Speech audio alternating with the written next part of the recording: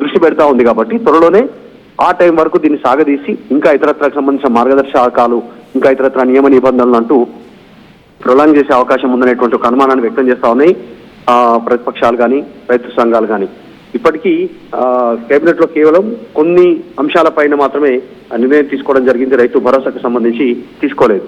అంటే MPDC ZPTC ఎన్నికల ముందు రైతుల ఖాతాల్లో డబ్బులు వేసేటువంటి ప్రయత్నం ప్రభుత్వం చేయబోతా ఉంది. ఆ రకంతో రైతుల కోసమే పనిచేస్తుందని చెప్పినటువంటి ప్రభుత్వం ఎందుకు రైతులను పట్టించుకోవట్లేదు అనేటువంటి ఆందోళన ఉంది. ముఖ్యంగా రైతు సంబంధించినటువంటి వర్గాల్లో తీవ్రమైనటువంటి ఆందోళన ఉంది. దీనిపైన ప్రభుత్వం క్లారిటీ ఇవ్వాల్సినటువంటి అవసరం ఉందనేటువంటి డిమాండ్స్ పెరుగుతా ఉన్నాయి. కళ్యాణ్, అయితే మధు, ప్రతిపక్షాలు ఏమంటున్నాయి దీనికి సంబంధించి? బీఆర్ఎస్ కానీ బీజేపీకి సంబంధించిన నాయకులు ఏమంటున్నారు?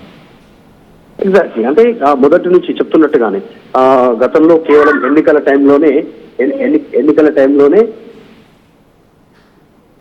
టైంలో మాత్రమే ఎప్పుడు